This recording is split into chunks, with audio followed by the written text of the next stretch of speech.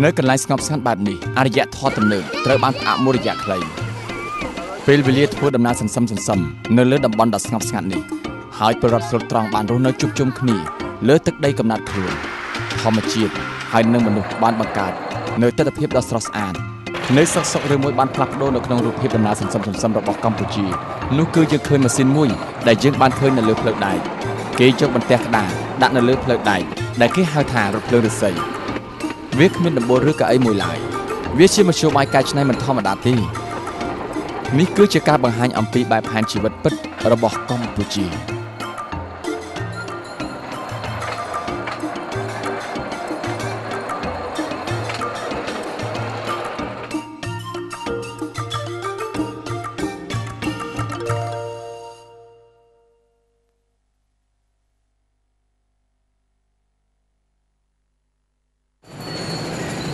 ភ្នំពេញជារាជធានីនៃព្រះរាជាណាចក្រកម្ពុជាដែលមានការអភិវឌ្ឍដ៏ធំក្នុងពេលថ្មីនេះទោះជាយ៉ាងណាក្តីទីក្រុងដែលកំពុងតែអភិវឌ្ឍនេះមានជួបបញ្ហាពិបាកខ្លះគឺមានកន្លែងខ្លះពេលខ្លះក៏ឈរនៅស្ងៀមទាំងអស់នោះគឺគ្មានអ្វីក្រៅពីស្ថានីយ៍រថភ្លើងភ្នំពេញឡើយទោះបីជាស្ថានីយ៍រថភ្លើងនេះនៅកម្ពុជាក៏ដោយជាយូរណាស់មកហើយដែលគេបានឃើញរថភ្លើងបុរាណកំពុងតែធ្វើសកម្មភាពនៅឡើយការប្រឹងអភិវឌ្ឍនៅក្នុងពោពេញទៅដោយការប្រឹងប្រែងទោះប្រឹងប្រែងយ៉ាងណាក្តីស្ថានីយ៍រថភ្លើងនេះមិនអាចឆ្លើយតបនឹងតម្រូវការបច្ចុប្បន្នឡើយការធ្វើដំណើរតាមរថភ្លើងនេះមានការពិបាកណាស់ពីព្រោះទូរថភ្លើងបែកបាក់ស្ទើរទាំងស្រុងទៅហើយទាំងអស់នេះគឺជាអាយុកាលនៃផ្លូវដែកដែលបានដំណើរការផ្លូវដែកខ្លះត្រូវបានអ្នកស្រុកធ្វើលំនៅឋានរស់នៅពីលើពួកគេនិយាយថាគេឃើញរថភ្លើងចុងក្រោយបានដំណើរការនៅទីនេះក្រុងព្រះសីហនុគឺស្ថិតនៅខាងត្បូងឈៀងខាងលិចទីក្រុងភ្នំពេញទីនេះផ្លូវរថភ្លើងនៅដំណើរការក៏ប៉ុន្តែគ្មានអ្នកដំណើរជិះនៅលើរថភ្លើងឡើយគឺមានតែទូររថភ្លើងដឹកប្រេងដែលមានក្បាលម៉ាស៊ីនអូសទូររថភ្លើង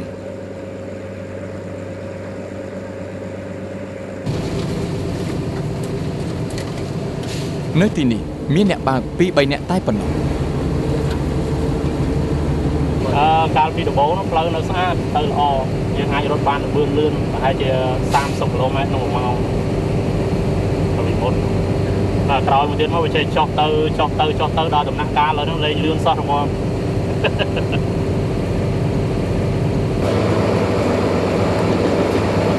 វាអាចបើកបានតែនៅក្នុងល្បឿន10គីឡូម៉ែត្រក្នុង1ម៉ោងនៅពេលដែលរថភ្លើងទាំងនេះនៅដំណើរការបានរថភ្លើងនេះដឹកតែទំនិញចាំបាច់តែប៉ុណ្ណោះរថភ្លើងមិនសូវដំណើរការទេវាដំណើរការតែនៅក្នុងមួយខែម្ដងទៅ2ដង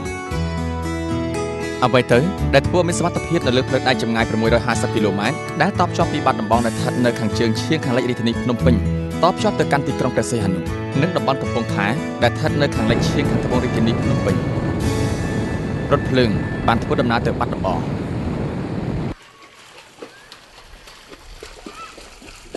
បាត់ដំបងគឺជាតំណាងតំបន់កសិកម្មរបស់កម្ពុជារថភ្លើងធ្វើដំណើរនៅក្នុងស្រុកសម្រាប់ដឹកភោគផលកសិកម្មនៅក្នុងតំបន់នេះតែទោះជាយ៉ាងណាក្តីការដឹកជញ្ជូនភោគផលកសិកម្មនោះបានផ្អាកយូរប៉ុណ្ណាហើយរថភ្លើងបានដឹកភោគផលកសិកម្មពីបាត់ដំបងទៅទីពេញផ្ទៃប្រទេសយូរមកហើយប៉ុន្តែពេលនោះផ្លូវគួរតែនៅទំនេរប៉ុន្តែមើលទៅដូចជាមានអ្វីមួយរត់ពីលើផ្លូវដែកនេះ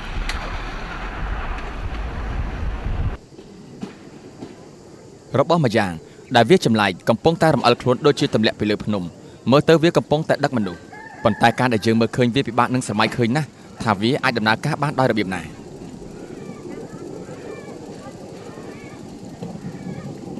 យើងមើលតាំងពីព្រះសង្ឃរហូតដល់ក្មេងៗអង្គុយលើកន្លែងដ៏តូចចង្អៀតមួយនេះហើយនឹងមានមនុស្សមកពីកន្លែងខុសៗគ្នាជួបជុំគ្នាល្បឿនដ៏លឿនត្រូវបានថយចុះសន្សឹមរហូតដល់ឈប់នឹងវាចម្លែកខ្លាំងណាស់ដែលអាចឈប់នៅចំកណ្ដាលព្រៃដោយគ្មានផ្ទះសម្បែងនៅក្បែរនោះឡើយគ្មានការប្រកាសប្រាប់មុនអ្វីទេប៉ុន្តែគ្រប់គ្នាបានត្រៀមខ្លួនចេញដំណើរហើយ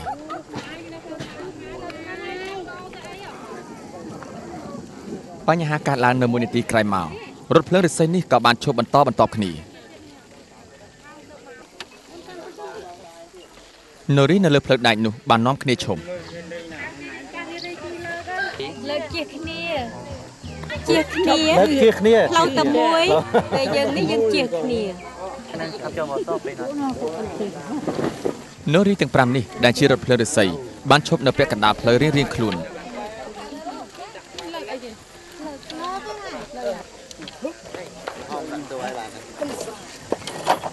ប៉ុន្តែដោយសារតែស្ថានភាពស្មុគស្មាញ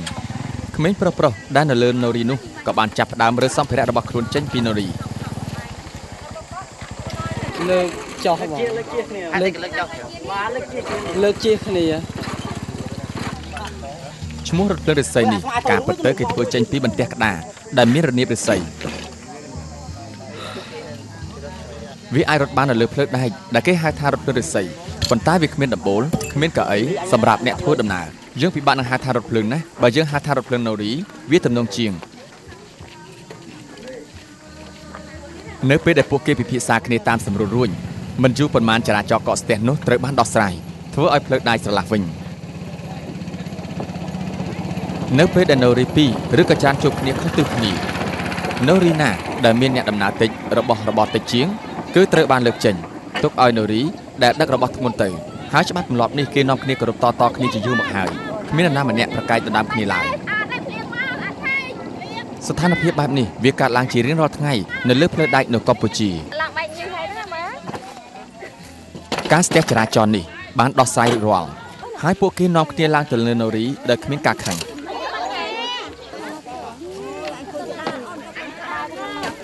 ពួកគេអង្គុយនៅកន្លែងដល់ចង្អៀតយ៉ាងពិបាកណាស់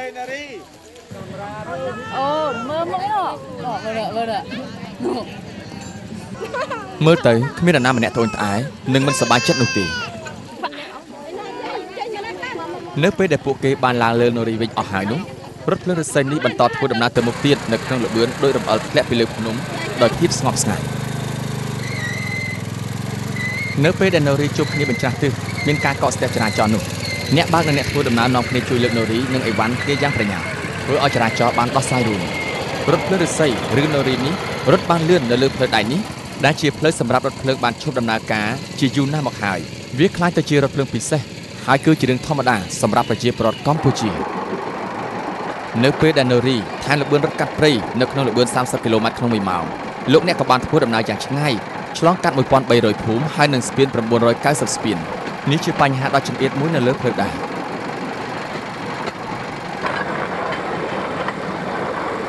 20នាទីក្រោយមកនៅលើផ្លូវដែករថភ្លើងឫស្សីនេះបានចូលទៅដល់ទីប្រជុំជនធំមួយមន្ត្រីផ្នែករថភ្លើងបានបញ្ឈប់ដំណើរហើយអរគុណដល់អ្នកទេសចរនៅលើណូរីនេះផ្សារនេះបាក់លក់នៅចំណតរថភ្លើងជាកន្លែងដែលរងចាំរថភ្លើងនៅចន្លោះកណ្ដាលរវាងភូមិមួយទៅភូមិមួយ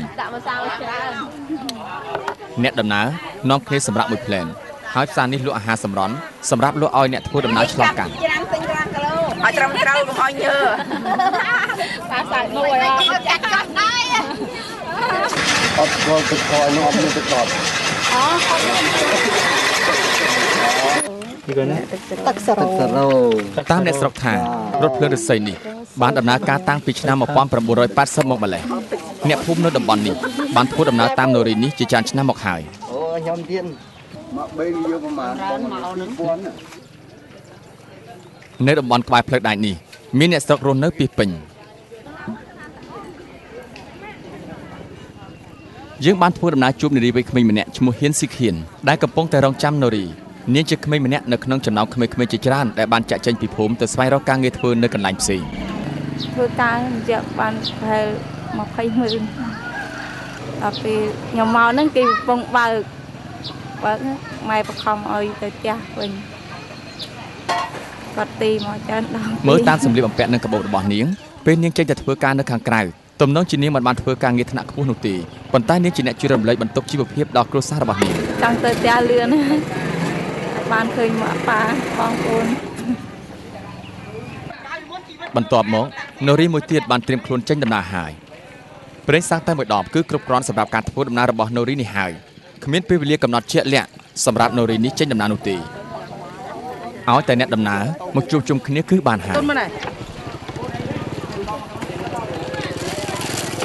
ណូរីនេះអាចធ្វើដំណើរ40គីឡូម៉ែត្រពីភូមិមួយដូច្នេះបើលោកអ្នកធ្វើដំណើរទៅឆ្ងាយដូចជាស៊ីខៀនលោកអ្នកត្រូវតែឡើងទៅលើណូរីផ្សេងទៀតទើបអាចទៅដល់គោលដៅសម្រាប់នាងនេះគឺជាណូរីចុងក្រោយហើយតម្លៃជិះណូរីគឺ2000រៀលហើយតម្លៃវាអាស្រ័យទៅតាមរបស់របរច្រើនតិចផងដែរបើយើងមានរបស់របរច្រើនត្រូវតែថែមប្រាក់ច្រើនបន្តិចប៉ុន្តែទោះជាយ៉ាងណាក៏ដោយវាមានតម្លៃថោកជាងជិះម៉ូតូឌុបឬតាក់ស៊ីដែរ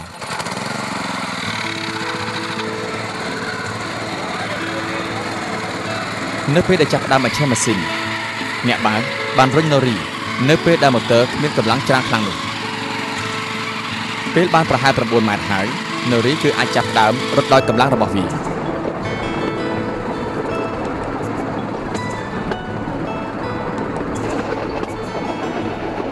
ពេលវេលាដែលបានចំណាយនៅលើភ្លើងដៃធ្វើឲ្យមុខគាត់ឡើងខ្មៅប៉ុន្តែគាត់នៅតែសប្បាយរីករាយដោយណូរីរបស់គាត់បានដាក់អ្នកដំណើរពេញវងមនុស្សនៅលើណូរីដ៏តូចនេះគឺជាការឆ្លុះបញ្ចាំងអំពីជីវិតពិតប្រចាំថ្ងៃនៅកម្ពុជា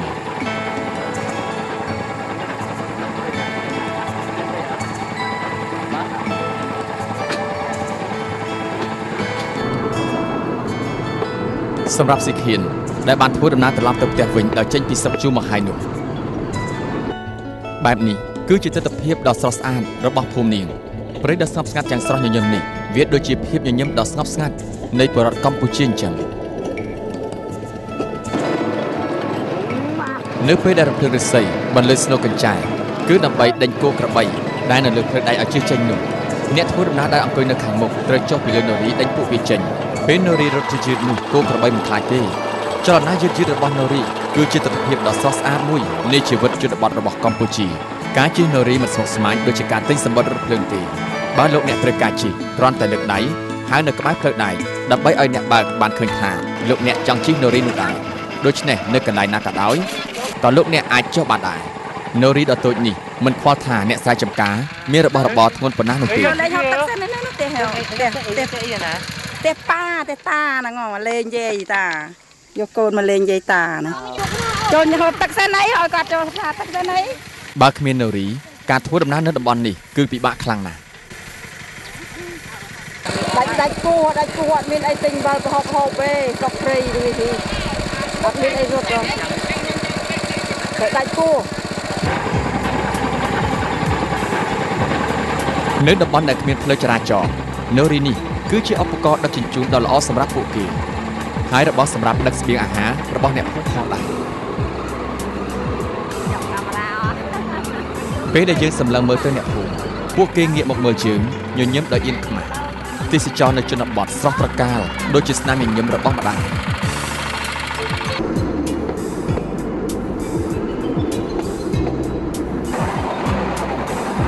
នៅពេលដែលណូរីនេះរត់នៅលើភ្លើងដៃអ្នកបើកបរត្រូវគ្រប់គ្រងល្បឿនក្នុងការធ្វើដំណើរអ្នកបើកបរ2នាក់និងអ្នកធ្វើដំណើរបានសម្រាកនៅលើវា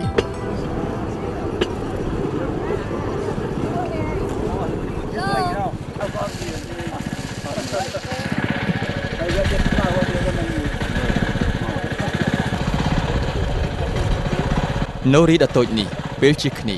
គឺណូរីមួយត្រូវតែលើកចុះពីភ្លើងគោលដៅត្រូវទៅមានចម្ងាយ30គីឡូម៉ែត្របើរថភ្លើងធម្មតាត្រូវប្រើពេលរយៈពេល1ម៉ោងតែដោយសារតែណូរីនេះឈប់ច្រើនកន្លែងដូច្នេះធ្វើឲ្យល្បឿននេះយឺតបន្តិចគឺវាប្រើពេលដល់ទៅ3ម៉ោងការប្រើភ្លើងដៃមានស្ថានភាពយឺតយ៉ាវជាងពិភពលោកខាងក្រៅណូរីបានបន្ថយល្បឿននៅមួយកន្លែងដែលយើងកម្រឃើញមានមនុស្សដើរចេញចូលហើយឈប់នៅកន្លែងមួយក្បែរផ្ទះរបស់ស៊ីខៀនការធ្វើដំណើរចេញពីក្បែរព្រំដែនថៃត្រឡប់មកផ្ទះវិញមិនទាន់បញ្ចប់ទេ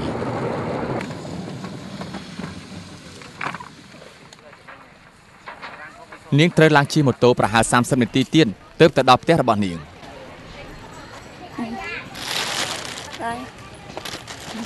เราจะยอดก็ตุตุสนาเล่นยาว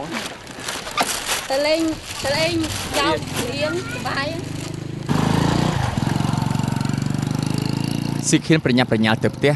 ដោយនឹកម្ដាយរបស់នាងដែលកំពុងតែរងចាំនាងនៅខាងក្រៅផ្ទះយើងស្វែងរកមនុស្សដែលកំពុងធ្វើដំណើរនៅក្បែរផ្លូវណូរីគឺជារឿងងាយណាស់ដែលជាផ្លូវដែករបស់កម្ពុជាផ្លូវដែករបស់កម្ពុជាមានទទឹងជាង1ម៉ែត្រកម្មករទាំងអស់នេះបានធ្វើការសម្រាប់ធ្វើដំណើរតាមផ្លូវដែកនេះគឺជាកន្លែងកែច្នៃធម្មតាមួយដែលធ្វើផលិតផលចេញពីដែកចំណែកបន្ទះដែកដទៃទៀតគឺធ្វើដោយអ្នកបើកបរនោះត្រូវភ្ជាប់កង់ណូរីដោយខ្លួនឯងហើយជួសជុលកង់នៅតាមចន្លោះនៃផ្លូវដែករឿងដែលគួរឲ្យចាប់អារម្មណ៍នោះកង់ដែកទាំងអស់នេះដូចជាកង់ដែករបស់រថក្រោះដែលបានខូចខាតនៅក្នុងសម័យសង្គ្រាមស៊ីវិលរបស់កម្ពុជា កង់រថក្រោះបានយកមកកែប្រែលើផ្លូវដែកកម្ពុជាវាបានកើតជាកង់ម្ដងទៀតដ៏សំខាន់ក្នុងការដឹកជញ្ជូនរបស់អ្នកស្រុកកម្ពុជានៅក្រោមបន្ទះក្តារសម្រាប់ទ្រទម្ងន់ដែលធ្វើចេញពីរនាបរិស័យដាក់បណ្ដោយធ្វើឲ្យយើងមើលឃើញស្លាកស្នាមឈឺចាប់ពីអតីតកាលធម្មពលរបស់ម៉ាស៊ីនជាទូទៅត្រូវគេប្រើនៅក្នុងការធ្វើស្រែចម្ការឬធ្វើទូកវាជាសម្ភារៈដែលមានតម្លៃបំផុតសម្រាប់នរីនេះខ្សែពានដែលភ្ជាប់ទៅនឹងម៉ូទ័រសម្រាប់ធ្វើឲ្យកង់នរីវិលទៅមុខនរីដែលកំពុងធ្វើដំណើរមានជាង300នរីដែលកំពុងតែរត់នៅលើផ្លូវដែកកម្ពុជា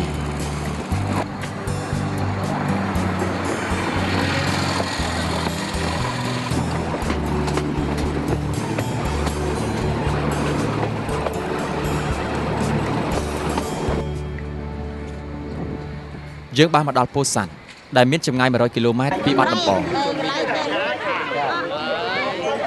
នរី2កំពុងតែចុះរវល់ត្រៀមខ្លួនចេញដំណើរក្នុងពេលឆាប់ៗ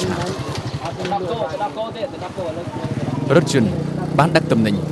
យកមកផ្ទេរដាក់លើនរីនេះ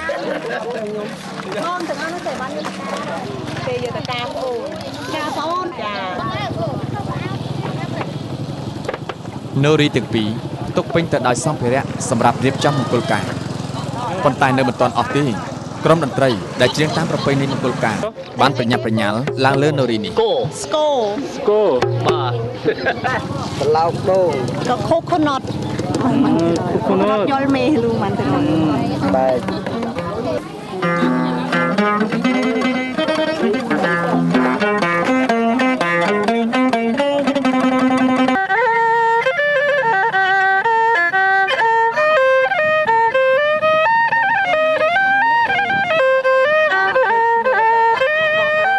នៅកម្ពុជាពេលវេលាដែលរៀបចំមង្គលការគឺចាប់ផ្ដើមពីខែធ្នូរហូតដល់ខែមេសានេះគឺជារដូវប្រាំងនៅរដូវវស្សាគ្រប់គ្នាចុះរវល់ធ្វើស្រែចម្ការនិងនេសាទត្រីដូច្នេះពួកគេត្រូវពន្យាពេលមង្គលការរបស់គេរងចាំរៀបចំនៅក្នុងរដូវប្រាំងវិញនៅកម្ពុជាងាយរកអ្នកដែលទិញរបស់របរសម្រាប់រៀបមង្គលការណាស់ដូចជាក្រុមតន្ត្រីសម្រាប់មង្គលការហើយនឹងភ្ញៀវចូលរួមមង្គលការដែលជិះនៅលើនរីនេះមង្គលការបែបប្រពៃណីកម្ពុជាបានធ្វើតាមទំនៀមទម្លាប់យូរលង់មកហើយប្រពៃណីបុរាណនេះនៅរក្សាបានយ៉ាងខ្ជាប់ខ្ជួនរហូតដល់សព្វថ្ងៃហើយនរីមានចំណាយជួយនៅក្នុងកិច្ចការនេះផងដែរភ្ញៀវចូលរួមមង្គលការដែលជិះនៅលើនរីគឺជាភ្ញៀវខាងកូនកំឡោះប្រហាក់ប្រហែលនឹងប្រពៃណីមង្គលការកូរ៉េដែរភាគច្រើនមង្គលការប្រពធ្វើនៅខាងផ្ទះកូនក្រមុំហើយប្រពៃណីនេះមានជាយូរលង់ណាស់មកហើយ